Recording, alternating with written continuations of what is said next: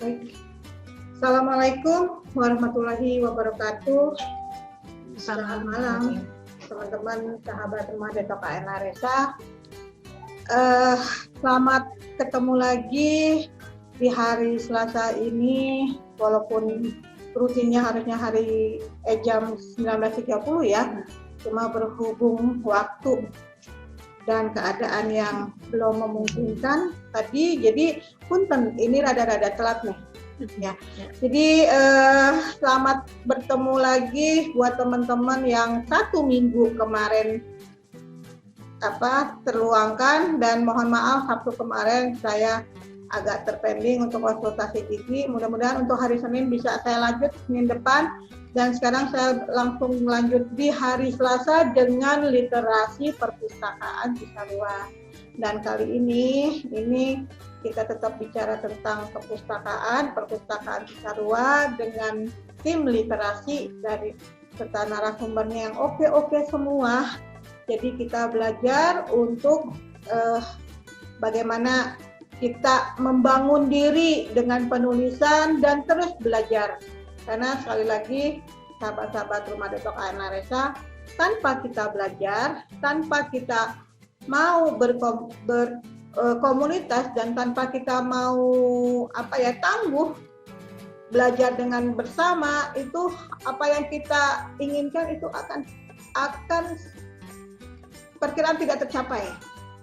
Ya, yang penting kita terus fight, yang penting kita terus up gitu ya. Apapun yang terjadi, apapun yang permasalahan yang kita alami, kalau kita berkomunitas, kalau kita mau belajar pun bisa dari kehidupan orang lain dan dalam kehidupan kita dengan buku, insya Allah semua akan sesuai dengan harapan selama kita mau saling sabar ya, memaafkan yang terjadi. Apapun yang membuat permasalahan itu ada, kita mau memaafkan. Dan sekarang kita coba untuk terus saya terus sharing dengan siapapun, termasuk perpustakaan Cisarua, untuk belajar dengan narasumbernya dan berhubungan dengan literasi atau penulisan.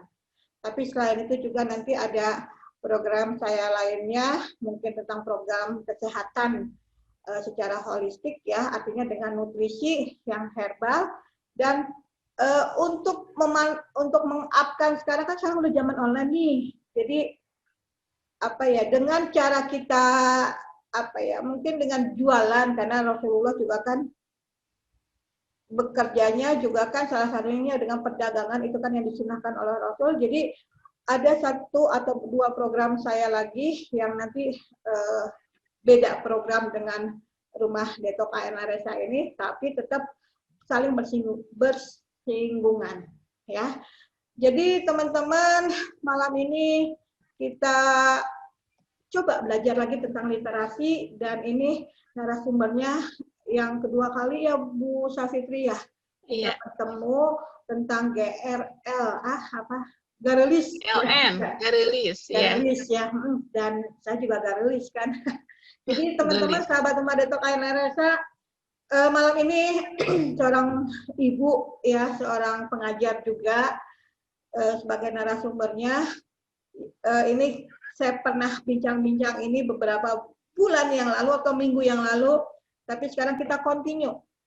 Nah, buat sahabat-sahabat Rumah Detok KN Laresa, bagi yang suka menulis, bagi suka yang ingin belajar dan manfaatkan perpustakaan untuk mengupkan diri, mangga kita gabung, kita simak.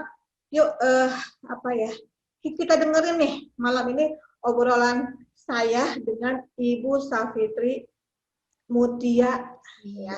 Dan itu ada di FB-nya. Jadi teman-teman kalau misalnya nanti setelah kita ngobrol, teman-teman ada yang mau bertanya, ada yang kurang jelas, silakan bisa add FB-nya Ibu Safitri Mutia, atau juga bisa tanya juga ke nomor handphone saya. Nomor handphone saya teman-teman bisa catat di 0819 1203 2972. Itu bisa mau nanya apa, mangga tentang rumah detok ALRasa ini tentang terapi kah, tentang terapi KIST atau tentang literasi ya. Baik, Assalamualaikum Ibu Safitri Mutia, selamat ketemu lagi malam ini. Waalaikumsalam Bu Dokter, terima kasih sekali untuk kesempatannya sudah mengundang saya di sini. Amin, mudah-mudahan ini jadi berkah ya Bu ya. Nanti amin, kita amin.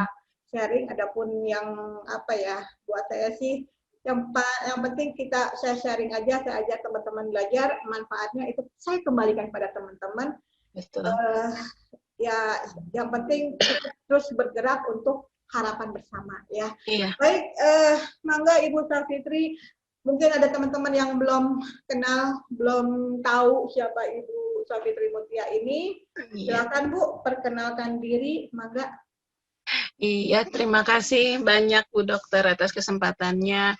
Sebelumnya saya juga ingin mengucapkan terima kasih kepada tim dari Perpustakaan Cisarua, karena mereka juga yang memfasilitasi dan memperkenalkan saya dengan Dokter Lea ya. Nama saya Safitri. Saya kebetulan diminta untuk menjadi narasumber karena memang temanya untuk malam ini adalah literasi juga ya Bu ya.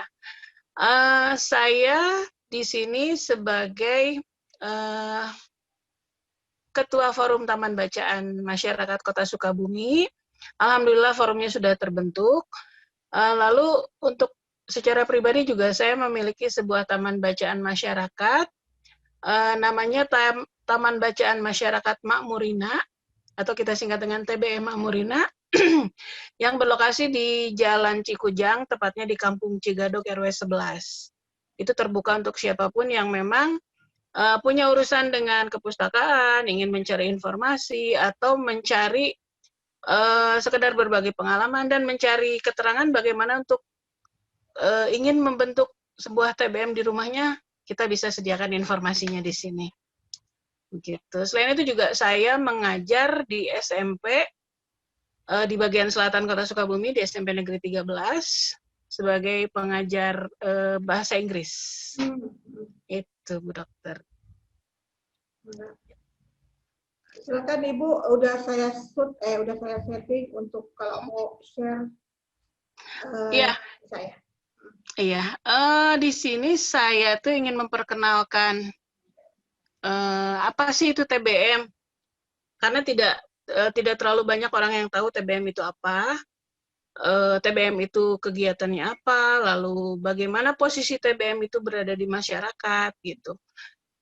Saya sebenarnya tidak punya slide yang terlalu bagus, tadi saya siapkan sedikit mendadak, tapi insya Allah ini bisa menjadi informasi buat teman-teman semua.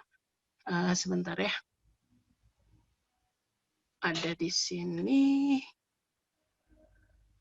Oke.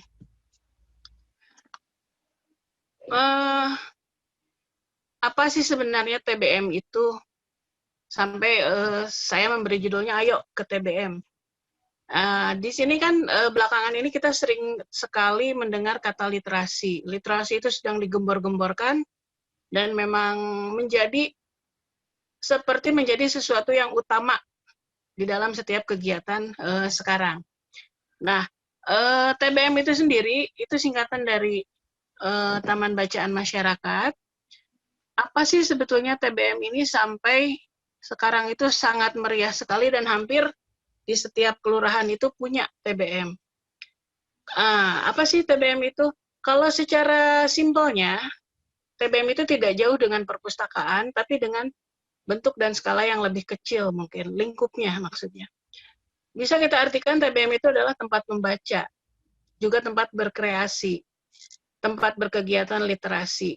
Terus perpustakaan dalam skala kecil, tempat berkegiatan yang terkait kepustakaan, lalu pusat informasi yang bersumber daripada bahan pustaka. Jadi semua sumbernya adalah dari sumber bacaan. Nah, TBM itu ada di mana aja sih? TBM itu bisa berada dimanapun, asalkan memang ada masyarakat yang ingin memajukan sekitarnya. Lalu, sebenarnya TBM itu apa? TBM itu secara garis besar adalah pusat pembelajaran dan pembudayaan kebiasaan membaca masyarakat. sehingga terbentuk masyarakat yang gemar belajar, menjadi sebuah learning society yang bebas dari keterbelakangan dan kemiskinan. Jadi intinya misi TBM ini adalah membantu untuk meningkatkan budaya baca, sehingga tercipta sebuah masyarakat yang memang ujung-ujungnya nanti adalah ke pemberantasan kemiskinan. Lalu siapa sih yang bisa membentuk TBM dan kapan TBM itu dibentuk? Lalu di mana saja TBM itu bisa ditempatkan? Nah, di sini siapapun, kapanpun, dan dimanapun, kita bisa mengelola, kita bisa membuat, dan kita bisa memanfaatkan TBM. TBM itu pada intinya dibentuk oleh personal atau orang-orang atau sekelompok orang yang memang dia punya hasrat, punya mimpi, punya keinginan untuk membantu masyarakat sekitarnya. Jadi membantu dalam hal yaitu peningkatan minat baca yang akhirnya nanti akan meningkatkan keinginan mereka untuk terus berusaha. Ya intinya kita akan mempelajari semua hal yang bisa membantu kita untuk bertahan hidup nantinya. Kapan sih kita bisa membentuk sebuah TBM? Nah, ketika lingkungan kita dianggap terlalu jauh untuk mencapai perpustakaan kota atau perpustakaan lembaga dan lain-lain, disitulah kita bisa mulai membentuk sebuah TBM. Artinya ketika kita jauh dari jangkauan buku, kenapa tidak kita mengadakan kegiatan yang ada hubungannya dengan buku di tempat itu. Nah, lalu tempatnya di mana? TBM ini istimewa karena tidak membutuhkan tempat yang terlalu luas, tempat yang terlalu banyak, atau misalkan tempat yang sedikit mewah dengan fasilitas yang lengkap seperti perpustakaan yang biasa kita kenal sekarang. TBM ini banyak yang bermunculan dari hanya sekedar halaman rumah, hanya sekedar tas jinjing, atau sepeda ontel atau sepeda apalah yang biasa kita bawa bisa masuk sampai ganggang. Nah, itu biasanya cikal bakal dari TBM. Lalu ada apa sih sebetulnya di TBM? Di TBM itu sebetulnya banyak kegiatan yang bisa kita laksanakan di TBM, tapi pada intinya tetap kita adalah membudayakan minat baca, meningkatkan keinginan masyarakat untuk membaca, artinya untuk menambah pengalaman. Nanti dari situ kegiatan TBM itu akan sedikit demi sedikit itu berkembang sendiri. Nanti akan terbentuk pola TBM yang kita kelola itu akan menjadi apa. Karena TBM itu akan muncul sesuai dengan kebutuhan yang memang ada di masyarakat sekelilingnya. Misalkan di satu TBM, untuk urusan membaca sudah bagus. Tapi mungkin untuk urusan finansial mereka agak sedikit terhambat karena kurangnya pengetahuan bagaimana cara pengelolaan atau perencanaan tentang masalah finansial. Nah, TBM ini bisa muncul sebagai pusat pencarian informasi bagaimana kita mengelola finansial yang ada di masyarakat sekelilingnya. Tapi itu juga melalui proses. Bicara tentang TBM, bicara tentang buku, biasanya memang TBM ini mengelola tentang 6 literasi dasar. Kita semua udah tahu sih literasi dasar sering disebut-sebut. Ada literasi baca tulis, literasi numerasi, literasi sains, ada finansial, digital, dan budaya, dan kewarganegaraan. Nah, keenam hal ini memang sering disebut-sebut, tapi untuk penerapannya, kita masih ada yang sering salah kaprah. Terutama di literasi selain baca tulis. Di literasi baca tulis pun, biasanya kita sudah menyebut itu literasi ketika seorang anak bisa membaca dan menulis saja. Nah, tapi ternyata kalau kita menggali lagi, literasi itu jauh lebih dalam daripada sekedar membaca dan menulis. Atau sekarang banyak nih penulis-penulis yang memang lagi seru-serunya belajar menulis, bikin event menulis, dan lain sebagainya. Nah, kebanyakan literasi baca tulis pun hanya diartikan sebagai ketika kita bisa menghasilkan buku, kita sudah berliterasi baca tulis.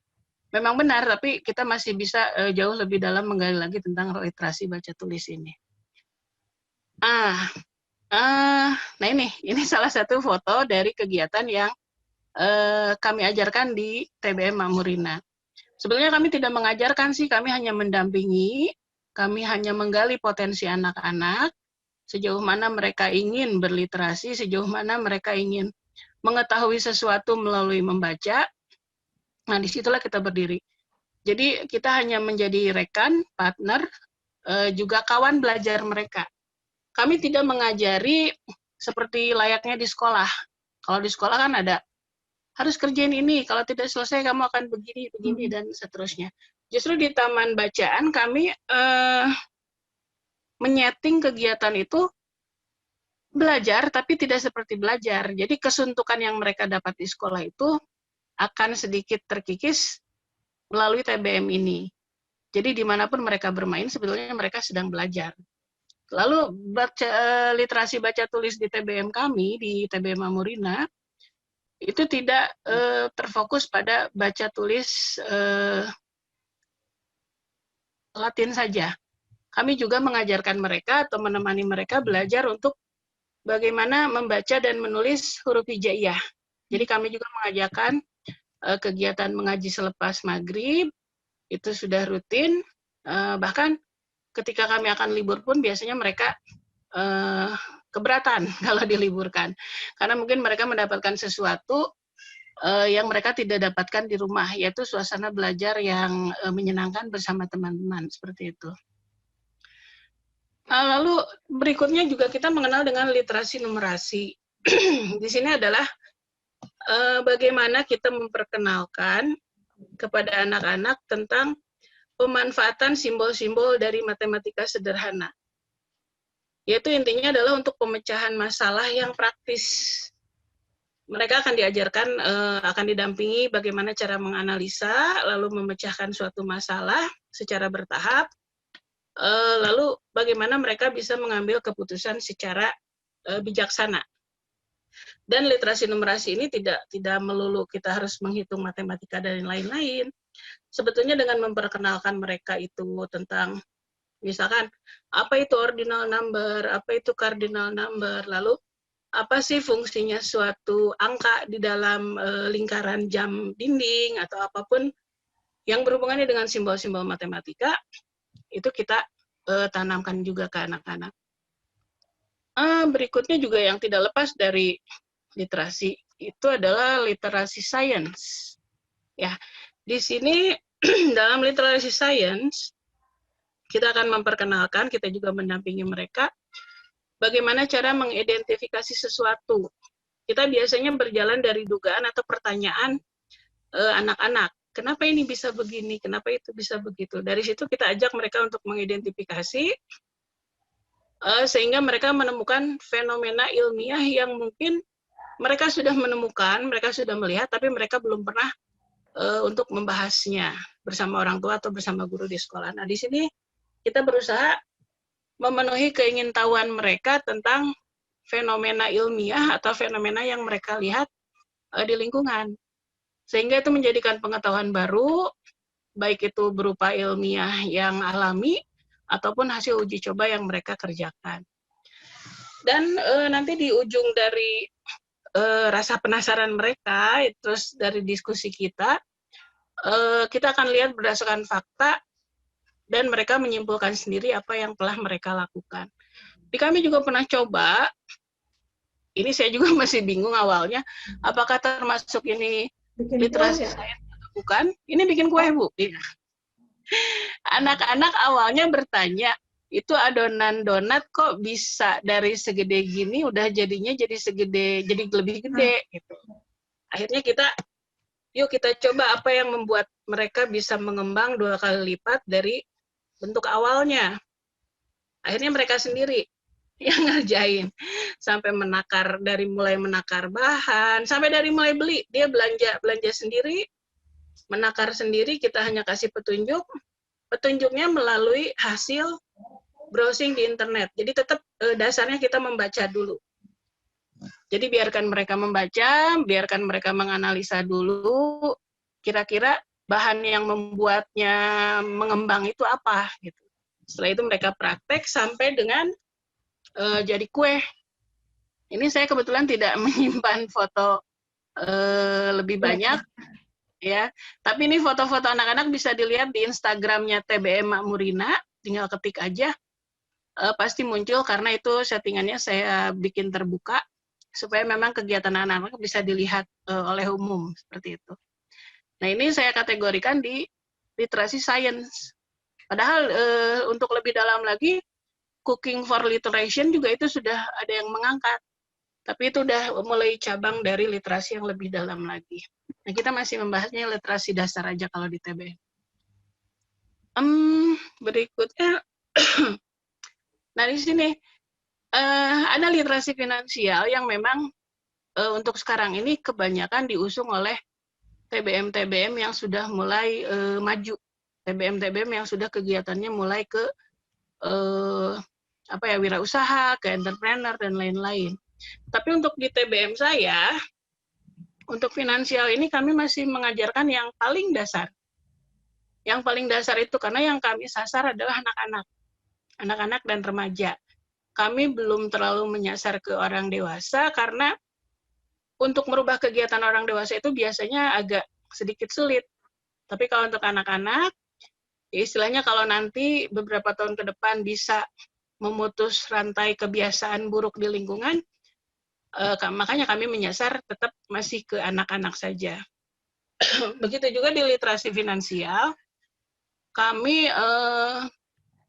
menanamkan bagaimana sih kamu mengelola kebutuhan pribadi secara mandiri. Jadi dari awal kami kenalkan konsep berfinansial itu adalah mulai dari nilai mata uang, nilai beli dan nilai jual dari mata uang tersebut. Jadi mulai dari pecahan mata uang, terus dengan uang 10.000 kamu bisa dapat apa aja kalau pergi ke warung. Terus kalau kamu pergi ke mall, 10.000 itu cukup nggak sih buat beli sesuatu yang ada di supermall gitu. Nah, dari mulai situ. Lalu karena dulu kami mulai menerapkan finansial ini selepas Lebaran, kami juga berawal dari curhatan-curhatan anak-anak yang memang mengeluh ketika dibelikan barang untuk Lebaran dari orang tuanya, mereka merasa tidak cocok. Jadi kita pancing, mereka tuh inginnya apa? Kamu maunya apa untuk Lebaran, dibelikan yang seperti apa sih gitu. Terus kan kalau Lebaran kamu punya uang banyak, kenapa nggak belanja sendiri gitu kan, biasanya mereka dapat angpau ya. Nah, dari situ mereka banyak curhat bahwa saya pengen gini. Pokoknya Lebaran yang akan datang saya ingin beli ini. Itu pun kalau boleh sama mama, biasanya mereka gitu. Nah, lalu kita arahkan ke masalah perencanaan. Yuk rencanakan, kamu mau beli apa nih nanti Lebaran yang akan datang. Kira-kira kalau caranya menabung tanpa minta dari orang tua, berapa banyak uang yang akan kamu dapat selama 10 bulan ke depan. Akhirnya kita belajar menghitung,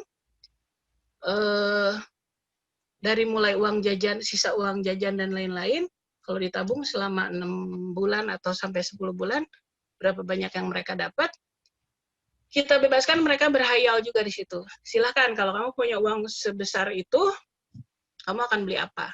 Ternyata jawabannya macam-macam. Ada yang ingin pergi ke Bandung, naik bandros.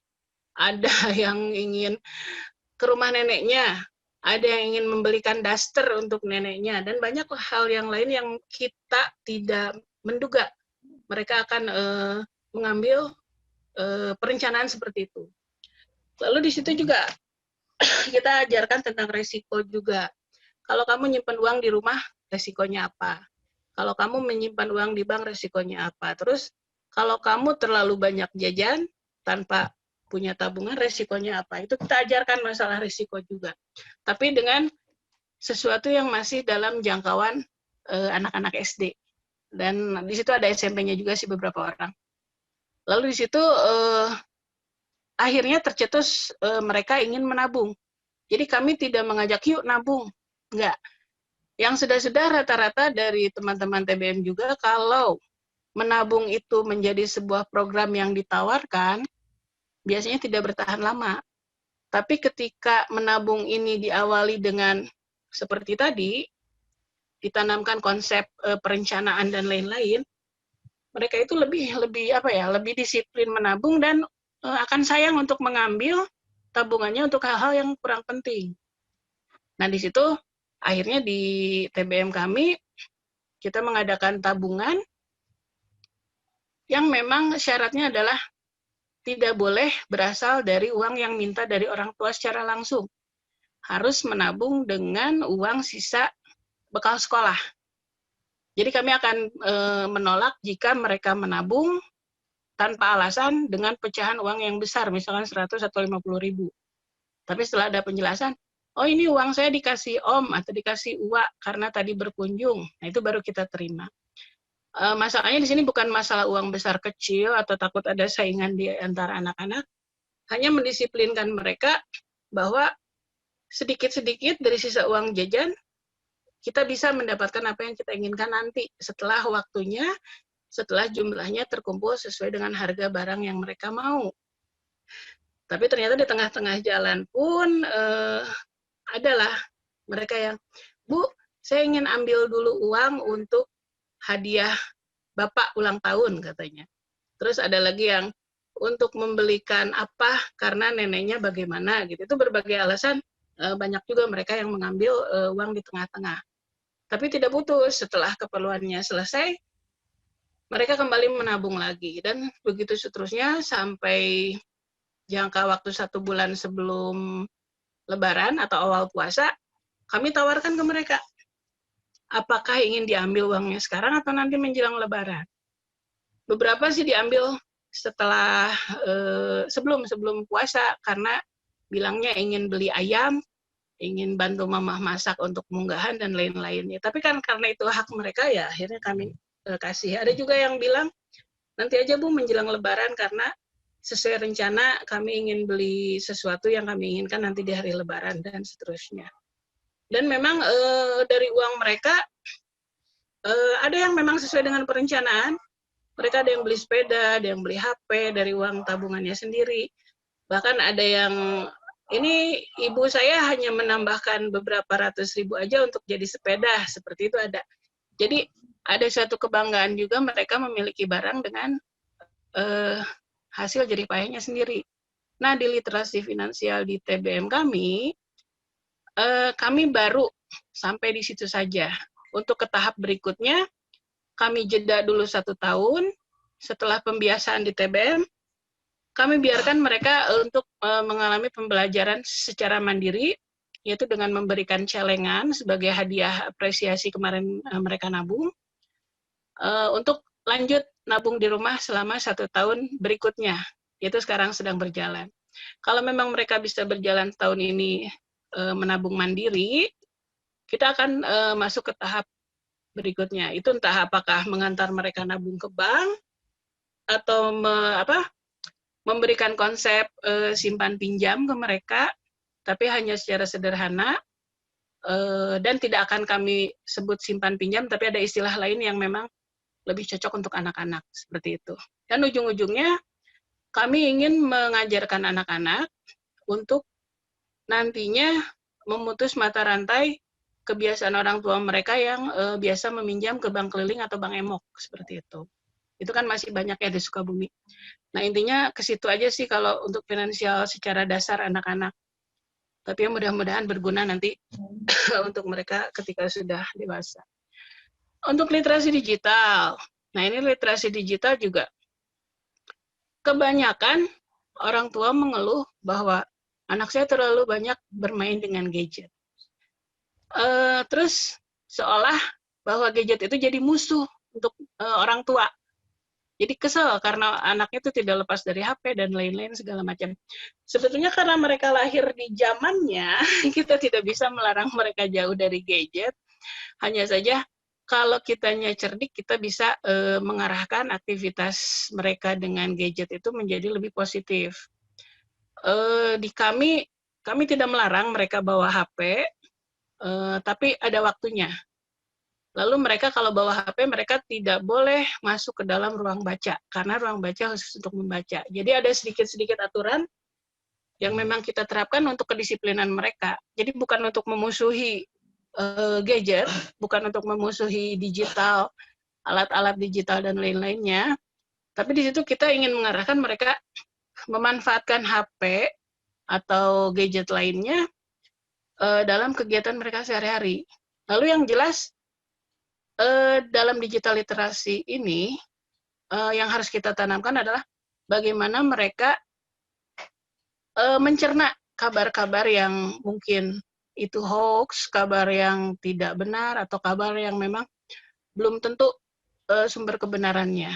Nah, kami ajarkan seperti itu, supaya memang anak-anak tidak terjebak seperti yang sudah-sudah lah. Kita contohkan juga apa efeknya dari sebuah hoax itu. Lalu kita ajarkan juga ketika kalian mendapat sebuah kabar, apa yang harus dilakukan, konfirmasinya harus kemana, gitu kan, seperti itu. Terus macam-macam untuk kegiatan di sosial media yang mereka harus hindari, seperti itulah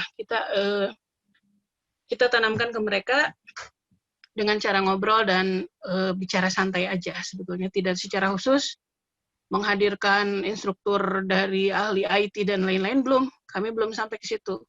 Karena kami masih menanamkan dasar-dasar dulu ke anak-anak, mindset-nya disusun dulu, diatur dulu, supaya ketika mereka menerima pembelajaran yang sebenarnya di dunia nyata, mereka akan lebih paham bagaimana pemanfaatan dari alat-alat digital yang mereka miliki.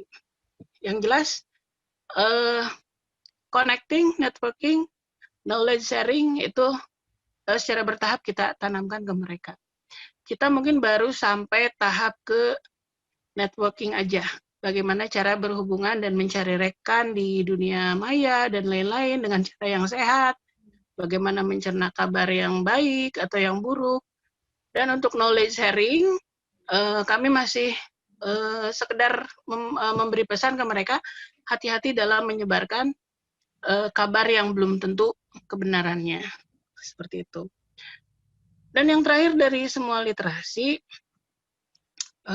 di literasi budaya dan kewarganegaraan, ini sebetulnya yang tahap paling tinggi yang ingin kami tanamkan ke mereka, yaitu bagaimana cara mengenali identitas dirinya sebagai warga negara, sebagai masyarakat Sunda, mungkin kalau di sini, sebagai bagaimana kearifan lokal bisa mereka bawa ke dalam kehidupan sehari-harinya gitu. Jadi bagaimana mereka menanamkan tata krama kebudayaan di daerah Sukabumi yang bagus-bagusnya gitu kan. Lalu bagaimana menyampaikan tentang hak dan kewajiban mereka sebagai warga negara, sebagai anak di sekolah, sebagai anak dari ibu bapaknya, sebagai dari bagian dari masyarakat di lingkungan kampungnya. Nah, itu kami memang sedikit-sedikit menanamkan hal-hal itu kepada anak-anak yang memang mungkin tidak secara langsung orang tuanya sampaikan. Karena mungkin ada sedikit kagok, atau anak-anak tuh biasanya kalau dengar dari orang lain itu lebih mau menerima daripada dari orang tuanya. Nah, di situ peran TBM menanamkan hal-hal yang positif kepada anak-anak. Ini salah satu contohnya, ketika Agustusan kemarin kami menghilangkan lomba-lomba yang kurang bermanfaat untuk mereka, seperti yang akhirnya bisa mencederai badan dan lain-lain. Kami adakan di TBM itu kegiatan yang sederhana, tapi memang mereka suka. Bahkan tanpa hadiah pun mereka ikut serta. Kita mulai kegiatan ini mulai dari upacara bendera sederhana, hanya sekedar menyanyikan lagu Indonesia Raya gitu, terus bendera yang sudah terpasang di tiang dan lain-lain. Tapi memang sesuatu yang baru buat mereka. Ketika harus upacara di kampung dengan peralatan seadanya, mereka senang juga gitu. Terus isi lombanya pun membaca teks proklamasi, membaca Pancasila, terus membaca nyaring dari kitab-kitab yang biasa mereka baca ketika ngaji. Itulah hal-hal seperti itulah. Dan permainan-permainan kecil yang bisa dilaksanakan secara berkelompok. Nah, itu gambarnya pun lebih lengkapnya ada di Instagram TBM Murina. Boleh dilihat. Nah, Untuk sebagian program TBM, biasanya itu akan menjadi khas dari TBM masing-masing. Seperti tadi khasnya di TBM Amurina itu adalah mengaji selepas maghrib, lalu finansial dasar, dan kami juga mungkin nanti akan lebih meningkat ke bagaimana caranya TBM itu bisa membantu masyarakat sekitar untuk meningkatkan kesejahteraannya. Tapi kami pun tidak akan melampaui apa yang kami sanggup, gitu. Tetap ada sesuatu yang di luar jangkauan kami tidak akan lakukan, tapi hanya sekedar mungkin memberikan masukan atau memberikan pelatihan dengan bantuan dari pihak-pihak luar. Yang jelas untuk kedepannya bahwa TBM itu harus bertujuan untuk mensejahterakan masyarakat di sekitar TBM tersebut. Bagaimana caranya? TBM pun bermitra. TBM itu sudah jelas taman bacaan masyarakat, pasti tidak akan lepas dari keberadaan pemerintah, masyarakat, dan pihak swasta. Nah, kami mungkin ke depannya juga akan bekerja sama dengan Bu Dokter, mungkin dengan ada penyuluhan kesehatan, terus ada pemeriksaan secara gratis, dan ada obat-obatan atau vitamin dari rujukannya Bu Dokter, gitu. Seperti itu untuk mungkin di bidang kesehatan. Untuk kemitraan yang lainnya, ternyata pihak swasta itu punya perhatian yang lebih untuk ke TBM, karena memang dianggap membantu masyarakat untuk bisa menjadi cerdas, mencerdaskan masyarakat seperti itu. Kami pun sudah beberapa tahun ini mendapat dampingan dari Dompet Duafa Pendidikan, berupa pendampingan untuk relawannya, terus ada juga pendampingan tentang pengelolaan kepustakaan, terus ada banyaklah, pokoknya sesuatu yang mungkin kalau kita adakan sendiri itu akan berbiaya sangat mahal. Tapi ternyata pihak-pihak swasta, mereka dengan sengaja mencari TBM-TBM yang mau dibina, TBM-TBM yang bisa diajak kerjasama, dan penerima manfaatnya jelas. Jadi penerima manfaatnya harus jelas, mereka akan mau diajak kerjasama dalam bentuk apapun. Tapi biasanya dalam bentuk pendampingan, juga sarana, tapi secara finansial mereka tidak. Jadi hanya tetap ke masalah pengelolaan dan ke pendampingan saja. Nah, untuk ini nih, TBM di masa pandemi, ini sebenarnya menjadi salah satu solusi dalam kegiatan belajar. Kenapa? Karena di mana orang tua sekarang selama 6 bulan lebih sudah dipusingkan dengan mendampingi anak-anak belajar, biasanya orang tua minta tolong ke TBM. Apakah itu untuk tempat sebagai tempat belajar bersama, atau memang memasrahkan anak-anaknya untuk didampingi belajarnya, atau juga orang tua yang memang kebingungan dan berkonsultasi gimana sih cara mengajarkan satu mata pelajaran ini ke anak, karena anaknya menolak, ibunya pun mungkin tidak bisa. Dalam mengerjakan mungkin ibunya bisa, tapi untuk menjelaskan ke anaknya mungkin agak sedikit terhambat. Nah, biasanya dalam hal-hal seperti itu, TBM di masa pandemi ini sangat dibutuhkan oleh masyarakat, terutama untuk pembelajaran jarak jauh di anak-anak SD atau SMP biasanya. Karena kalau untuk anak SMA biasanya sudah mulai mandiri, belajar mandiri, mereka sudah bisa menggunakan media sosial dan lain-lainnya. Sedangkan untuk anak SD, untuk belajar pun mereka masih harus dipaksa, dan suasananya mungkin mereka masih menganggap bahwa masa di rumah ini sebagai hari libur. Jadi untuk semangat belajarnya juga agak kendor kalau memang kita tidak mencari cara yang lebih aktif untuk mereka mau belajar. Padahal belajarnya tidak lama, hanya sekitar pukul 7 sampai dengan pukul 12, tidak lebih dari itu. Cuman karena tidak ada teman, suasananya membosankan di rumah, hanya sendiri, biasanya itu jadi alasan mereka tidak mau belajar. Nah, di sini TBM biasanya menyediakan beberapa fasilitas seperti sambungan internet gratis, wifi yang dibebaskan gitu kan, asalkan mereka tetap di dalam waktu belajar, lalu yang mereka lakukan adalah gunakan gadgetnya untuk belajar. Setelah jam belajar habis, biasanya wifi kami matikan. Nah, setelah itu mereka bebas bermain lagi di luar atau di dalam ruangan TBM. Sebenarnya banyak yang ingin saya bicarakan lagi, tapi untuk lebih lengkapnya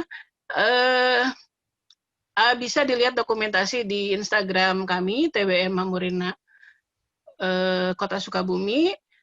Lalu untuk kegiatan lainnya juga kami mengadakan kelas-kelas menulis secara online ataupun offline dengan didampingi oleh Forum Taman Bacaan dan beberapa penerbit rekanan yang bisa membantu menerbitkan buku hasil karya tulis dari para peserta kelas menulis. Setelah itu juga kami sedang kampanye sebetulnya sekarang. Kampanye untuk ayo membuat TBM, ayo kita ke TBM. Yang jelas kalaupun mungkin TBM itu akan hadir di setiap RW. Jadi satu RW satu TBM. Kenapa? Karena semakin banyak TBM yang tersebar, kegiatan literasi itu akan semakin menyebar juga, semakin banyak juga. Masalah nanti akan berjalan atau tidak, Forum TBM akan membantu setiap TBM yang baru berdiri untuk menyelesaikan masalah-masalah yang memang ada di jangkauan Forum Taman Bacaan Masyarakat. Seperti itu mungkin Bu Dokter, penjelasan atau perkenalan tentang Forum Taman Bacaan Masyarakat Kota Sukabumi yang memang baru terbentuk selama 2 atau 3 bulan, kalau nggak salah 2 bulan. Nah, itu saja. Untuk lebih banyaknya dokumentasi ada di Instagram, ada di Facebook saya juga, atau mau bertanya langsung, berkunjung langsung, mangga, insya Allah kami layani semampu kami. Itu mungkin Bu Dokter. Baik, terima kasih Bu Fitri untuk penyampaian, karena betul tadi Bu Fitri bilang bahwa TBM itu perpustakaan itu sebagai pusat informasi, ya kan? Pusat informasi apa yang diinginkan kita itu kan ya bisa kita cari dengan cara belajar dengan kepustakaan, dan ini ruang lingkupnya itu TBM ya, Taman Bacaan Masyarakat. Itu sama halnya kayak perpustakaan kecil Bu ya. Betul. Dan saya dengar-dengar, tapi saya belum berkunjung juga, di Masjid Agung katanya ada kolecer. Betul. Kang Sugeng ya. Ya, Kang Sugeng. Yang membimbingnya ya, apanya itu kan. Nah, ini juga bagus sekali Bu, bahwa TBM ini ada poin-poinnya, salah satunya literasi finansial dan digital gitu. Dan itu juga oke Bu, tadi saya lihat, saya simak bahwa anak-anak diajarkan untuk menabung ya. Memang kalau kecil saya juga diarahkan untuk menabung, bawa buku ke sekolah, pakai buku terus ditulis ya sama gurunya kita nabung berapa gitu kan. Terus nanti pas akhir tahun kita kita ambil itu uang tabungannya gitu kan.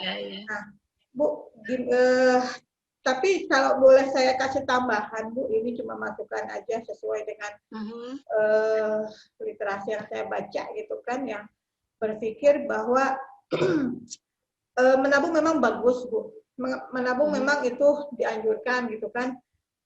Hanya kalau misalnya diarahkan lagi finansialnya dengan cara dia bagaimana tentang uang Bu, ya uang itu netral kan.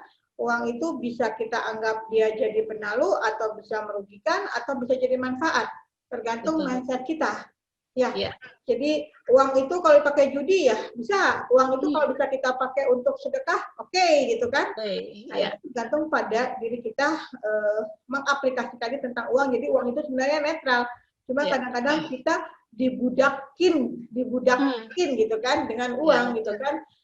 Tanpa uang kayak tidak ada solusi. Padahal sebenarnya ya kembali lagi kepada diri kita bahwa uang itu seperti apa. Jangan sampai kita juga terus terfokus pada siapa sih Bu yang nggak butuh uang gitu kan? Iya, betul. Kita bertanya, dan Rasulullah juga mengajarkan bahwa umat Islam itu wajib kaya, ya kan? Karena dengan kaya kita bisa sedekah, dengan kaya kita bisa berbagi, bisa naik haji, gitu kan? Nah, ada satu buku juga yang mengajarkan kalau kita terus memudahkan uang mau sampai kapan? Kita terus mengejar uang gitu kan? Mau tidak ada endingnya. Tapi gimana caranya supaya uang itu mengejar dengan kita? Itu ada di buku Rich Dad Poor Dad. Ibu pernah baca? Rich Dad Poor Dad ya. Nah itu pernah itu saya paling senang banget buku itu. Saya menyimak juga buku itu bahwa alangkah asyiknya tuh kalau uang itu akan menghampiri kita tanpa kita bekerja, bukannya tidak bekerja apa gimana ya, tapi minimal itu jadi mengarah dari investasi atau dari kita usaha bisa menghasilkan tanpa kita mengfaitkan diri untuk mencari uang gitu kan. Nah, itu juga mungkin Bu ya, bisa diajarkan, diarahkan anak misalnya dengan uang sebagai untuk ditabung, misalnya kan mengarahkan misalnya tadi Ibu udah kayak bikin kue tadi Bu, bikin kue dari donat ya, dari itu kan bisa ngeblendung gitu kan, bisa gede gitu kan. Nah, itu juga kan bisa diarahkan nih anak juga untuk ya kedepannya juga kalau dia belajar dari bikin gitu kan, terus dia jualin gitu kan. Nah, sebagian misalnya 80%-nya ditabung atau berapa 60%-nya ditabung atau 40%-nya ditabung, 60% pakai makan atau pakai jalan-jalan apa pakai senang-senang, itu kan lebih asik juga Bu. Jadi betul. Belajar fighting ya kan? Dari untuk finansial juga belajar dia begini loh cara mencari uang gitu kan. Bukan dinilai dari berapa yang mereka hasilkan, tapi bagaimana dia berproses untuk bagaimana menghasilkan uang. Itu kan yang lebih betul. Misalnya tadi kayak donat tadi Bu ajar diarahkan untuk bikin donat, tapi kayak begini nih bikin donat gitu kan, dan seperti apa ya prosesnya yang dari kecil bisa dia jadi bulat gede, terus akhirnya dijualin yang modalnya misalnya 20.000 gitu kan, jadi berapa petak berapa buah, dan dia jualin jadi misalnya jadi 50.000 gitu kan ketika dia dijual. Nah uangnya nanti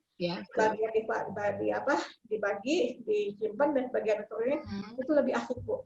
Dan bukan itu aja mungkin lainnya gitu kan, sambil kerja digital. Karena saya makanya saya sekarang dengan IT ini, dengan Zoom ini, saya juga sedang mengaplikasikan untuk digital. Artinya ke depan itu kan kita hidup dengan dunia digital ya. Jadi apalagi anak-anak cepat banget penyerapannya ya. Nah itu kan bisa diarahkan, oh begini loh cara menjual gitu kan. Itu lebih madsosnya tuh misalnya ya kayak saya sekarang ini kan upload gitu kan, bikin kata-kata, belajar bikin kata-kata ya. Walaupun mungkin anak masih bingung berbahasa, bikin kata-kata seperti apa, tapi dengan bahasa anak-anak itu kan di medsos gitu kan, kayaknya keren gitu loh Bu, ternyata ada yang gitu kan. Apalagi kalau anak misalnya mau kayak saya nih sekarang jualan alpukat Bu, mau gitu kan nganterin gitu kan, kayaknya aduh gitu loh Bu. Jadi kalau menurut saya walaupun tidak menyampingkan literasi yang lain ya, tadi yang terakhir kebudayaan dan apa tadi yang pertama itu kan, tapi yang finansial dan digital itu bisa juga menghasilkan mereka jadi percaya diri bahwa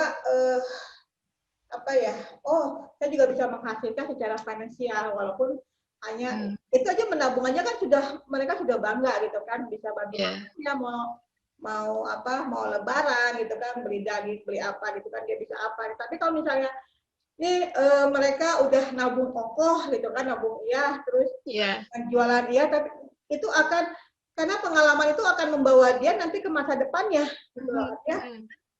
Kan kehidupan itu kan sebenarnya di lapangan ya Bu ya.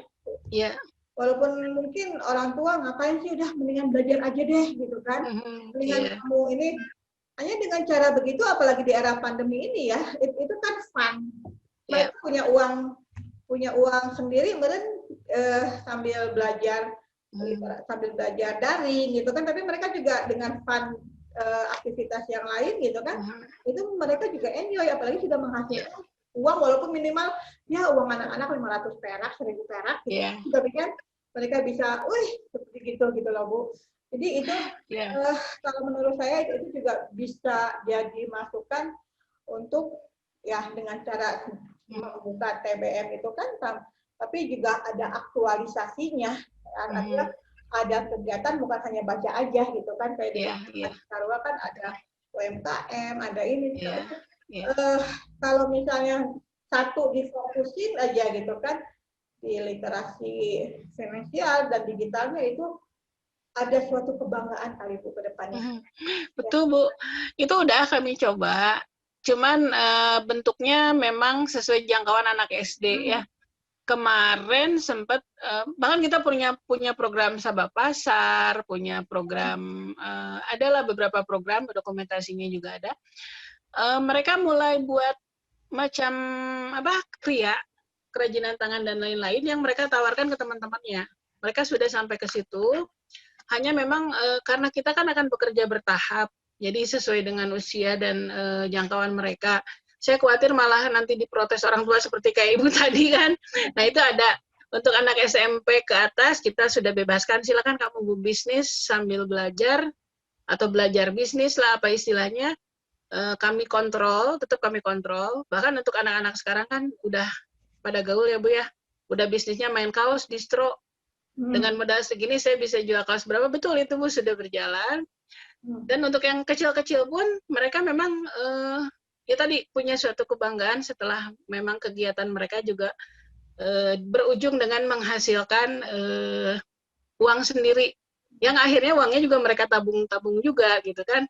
Ujung-ujungnya mereka ingin sesuatu yang besar tuh bisa menghasilkan sendiri. Itu sudah bertahap, cuman ya biasalah yang namanya proses, hanya beberapa anak yang berhasil. Memang hambatan di luar dalam juga ada dari pribadi mereka, dari lingkungan juga, dan memang kami masih memperhatikan keinginan orang tua juga. Jadi jangan sampai orang tua beranggapan kok datang ke TBM diajarinnya begitu, ada itu Bu.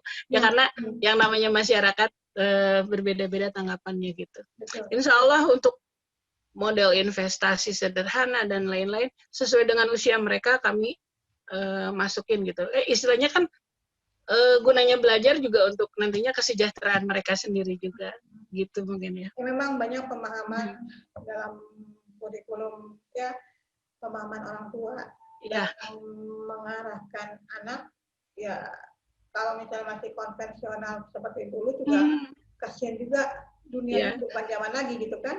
Kayak misalnya sekolah alam gitu, orang tua masih belum menganggap itu sekolah alam itu sekolah, padahal kan apa namanya ya, kita belajar dari alam dengan ya anak-anak kan apalagi usia SD ya, dia tidak bisa terfokuskan harus baca, harus ini, jadi akhirnya juga apalagi sekarang dengan dunia digital ya, jangan main digital, jangan main HP, jangan apa gitu kan. Ya secara monoton, secara konvensional ya sebenarnya pemaparan dari orang tua memang harus diperlukan gitu ya Bu ya. Ya itu juga mungkin bagian juga dari tugas TBM ini Bu, selain anak-anaknya, orang tuanya juga kan harus diarahkan juga gitu ya. Karena zaman sekarang bukannya zamannya anak nanti. Kan anak nanti kan akan bertumbuh ke arah nanti gitu ya. Dan kita mah akan jadi, kalau misalnya kita berpikir mengikuti zaman sekarang itu akan berbelah, akan apa ya, tidak pada dunianya gitu, yang akhirnya anak akan terkungkung dan nggak ada maju ya, kembali lagi pada orang tua ya, orang tua harus ya milenialnya juga orang tua harus kan gitu kan, mengikuti zaman, tapi tetap mengerem pada aturan-aturan yang betul-betul ya harus sesuai dengan agama, harus sesuai dengan etika gitu. Hanya kalau misalnya orang tua berfokus pada harus bisa baca, nanti lulus kuliah harus bisa cari kerja, itu udah sepertinya itu bukan dunianya anak ke depan Bu. Itu harus dipahami juga ya. Saya berharap juga untuk guru-guru atau penggiat literasi dan perpustakaan ya mengarahkan anak bukan hanya ke anak aja, dan anak kan tinggal kumaha urang we medenya punya artinya anak minimal kita ini kali ya. Minimal kita memperkenalkan profesi yang akan datang itu tidak akan seperti profesi yang sekarang gitu ya. Kan sekarang kalau ditanya mau jadi apa udah gede jadi blogger gitu kan. Udah jawabannya udah beda kan kalau anak sekarang mau jadi blogger gitu, vlogger gitu kan. Orang tua juga harus dipahami juga gitu kan, karena zamannya anak-anak ya nanti ya akan beda, bukan zamannya yang seperti tadi gitu kan. Makanya ya harus open mind lah, dan itulah pentingnya literasi untuk belajar, dan kan belajarnya bukan untuk anak-anak aja, tapi orang tua juga harus belajar gitu kan. Itu juga harus diarahkan juga Bu untuk orang tua supaya dan anak juga tidak akhirnya tidak ada pertentangan dengan anak dan maunya orang tua gitu kan. Anak mah kumaha orang bukan kumaha orang tua, jadi orang tua juga harus bisa mengerti anak gitu kan, jangan menyalahkan. Anak saya kayak saya aja, Bu, ini giginya begini, iya habis makan permen terus udah dikasih tahu, ya dipahami, bukan cuma dimarahin doang gitu kan. Dipahami apa ya, kalau anak kecil juga makin gila itu makan permen ya. Kadang-kadang saya suka sebel gitu loh kalau udah dengar kayak gitu. Wah ini anaknya nggak mau susunya begini-gini, saya cakep deh, anak lagi yang dikambing hitam kan, anak mah ada polos atau sebenarnya. Tapi ya kembali lagi pada diri kita gitu kan ya. Makanya kan sekarang pun kan dari kementerian mengarahnya bahwa TBM itu tidak hanya untuk anak-anak dan remaja, malah kita harus menyoroti juga dewasanya, karena yang tadi itulah literasi untuk kesejahteraan sekarang lagi ditekankan untuk berkembang di mana-mana gitu kan. Nah, salah satu caranya mungkin kalau TBM yang belum mampu mengelola manusia dewasa, kita mencari cara bagaimana nih mengajarkan yang dewasa melalui anak-anak mereka. Terus bagaimana kita bisa bekerja sama dengan pihak-pihak yang bisa menyajikan penyuluhan parenting zaman now gitu kan. Parenting tiap tahun tuh kan berkembang, tiap hari itu berkembang, malah ya tidak hitungan tahun lah, hitungan hari itu parenting tuh banyak lah halnya.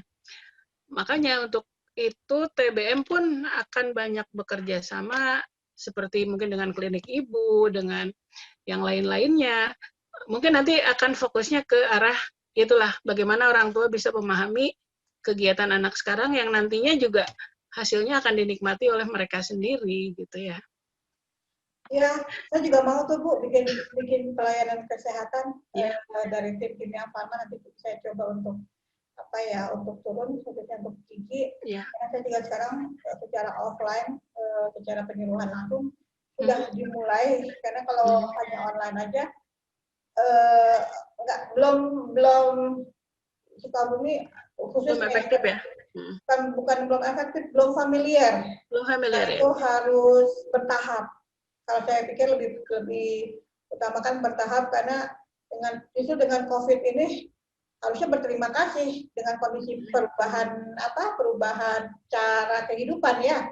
Harusnya karena kalau misalnya kita terus secara lampau itu juga akan menonton, kita akan ketinggalan dengan zaman kan. Zaman makin dekat sekarang kan, dunia semakin dekat, artinya dengan ke Amerika pun kita bisa bertemu walaupun dengan Facebook gitu kan, walaupun dengan internet gitu kan. Nah itu justru harus berterima kasih juga dengan adanya COVID. Tinggal bagaimana kita mendamaikan diri kondisi COVID ini, bukan hanya mengeluh, tapi tetap harus upgrade, harus up to date-nya, tapi ke arah yang positif, bukan ya mentang-mentang ada ini jadi gimana gitu. Iya, betul. Iya. Mungkin gitu aja Bu Savitri, terima kasih pemaparannya, ini keren banget. Bicara tentang TBM ya harus menggalakkan juga ya untuk baca buku, karena baca buku dan penulisan itu belajar untuk kita untuk belajar berubah.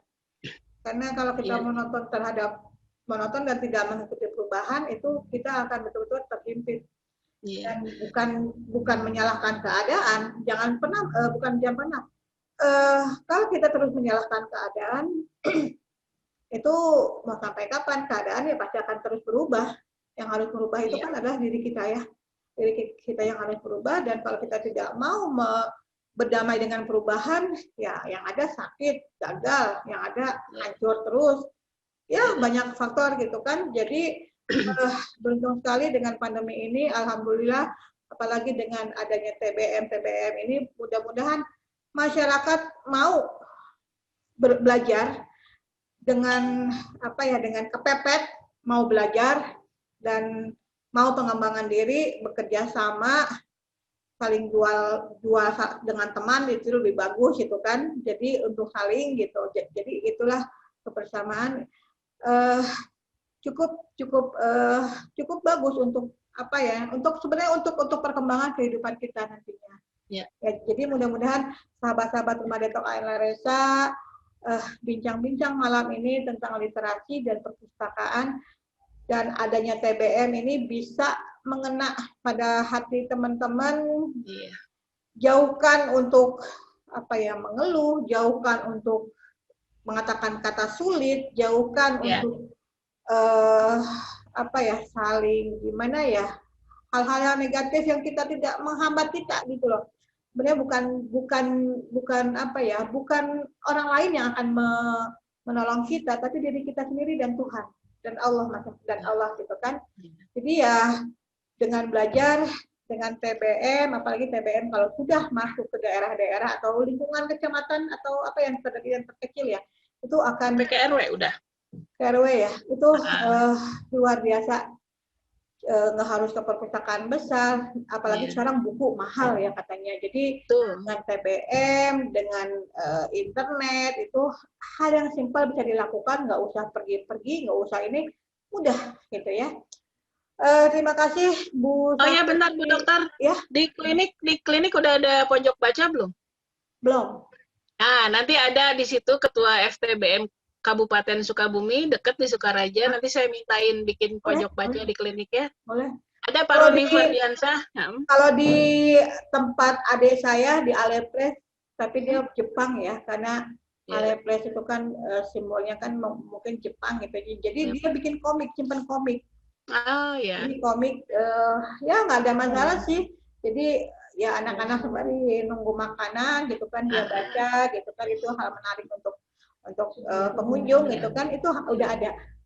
Nanti ada di di Gentong Pasir di Langensari, itu dekat kali ya ke klinik. Nah, nanti saya bicarakan dengan ketua forum kabupatennya. Beliau juga kemarin udah saya ceritain tentang kerjasama dengan dokter penyuluhan ke masyarakat.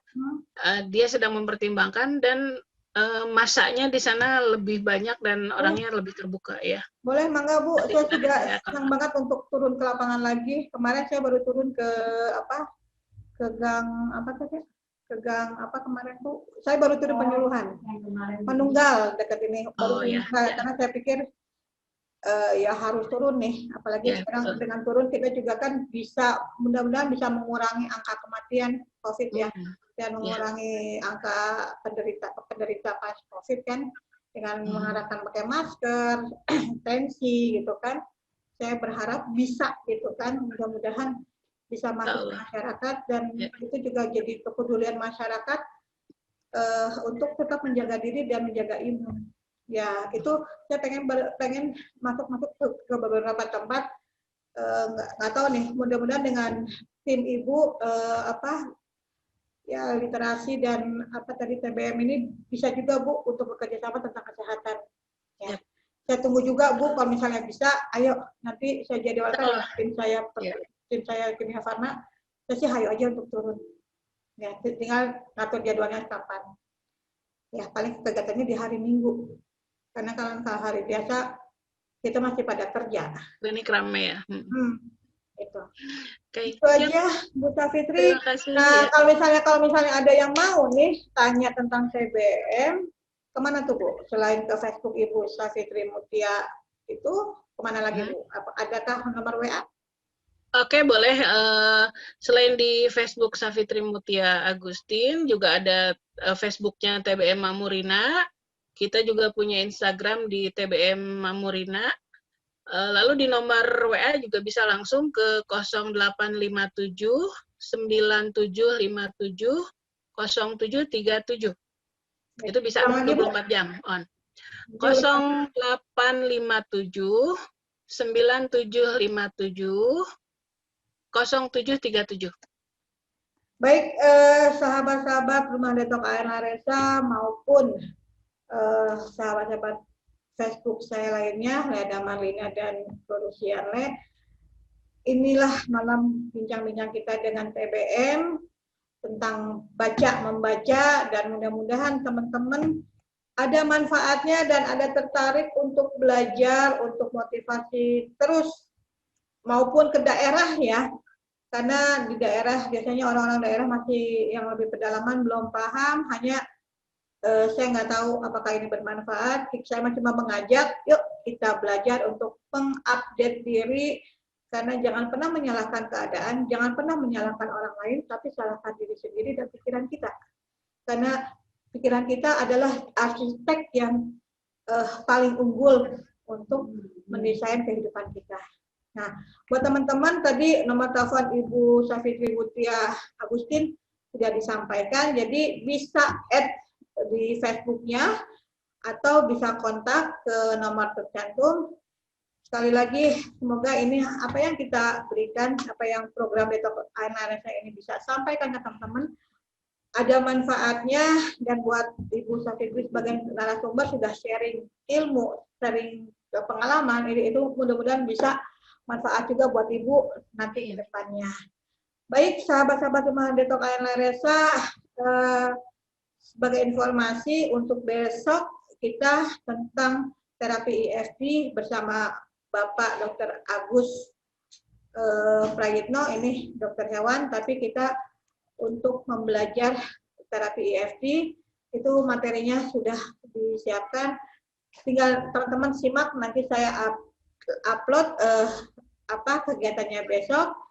Dan untuk Senin, mohon maaf saya untuk Senin kemarin saya tidak muncul karena saya harus nyuri waktu untuk program di Oktober. Jadi kemarin saya off-kan dulu. Senin depan insya Allah saya bicara lagi tentang konsultasi gigi, tentang gigi dan kesehatan mulut lainnya.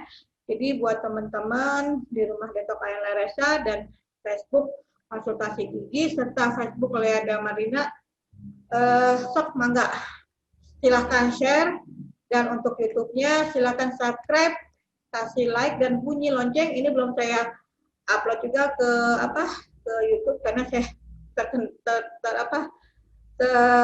terhalang oleh kemampuan untuk upload, jadi saya juga masih cari editor yang untuk mengupload, tapi insya Allah ini saya upload di YouTube. Jadi teman-teman silakan subscribe dan share. Nah, tunggu untuk program-program khususnya dari saya tentang konsultasi gigi. Saya ada program selanjutnya, tapi saya belum tahu kapan, belum saya jabarkan kapan. Tapi insya Allah dua program ini bisa bermanfaat buat teman-teman ke depannya. Jadi pastikan selalu hadir, ikuti kegiatan di Rumah Detok Air Laresa ini. Dan kalau misalnya ada mau yang konsultasi gigi, itu bisa di 081563737202, atau misalnya untuk Rumah Detok Air Laresa bisa di 08191203 2972. Ini saya pisahkan supaya bisa ketahuan kepentingannya apa. Baik, sekali lagi terima kasih Ibu Fitri untuk bincang-bincang malam ini. Semoga lain waktu kita bisa ketemu lagi, dan saya berterima kasih, bersyukur sekali bisa ketemu banyak orang di Facebook ini. Mangga, sampai ketemu teman-teman sahabat Rumah Detok Air Laresa besok hari, di minggu terakhir ya, besok ya, di bulan September. Dan Oktober insya Allah ada program lain yang lebih berkualitas insya Allah. Assalamualaikum warahmatullahi wabarakatuh. Saya tutup kegiatan malam ini. Sampai ketemu.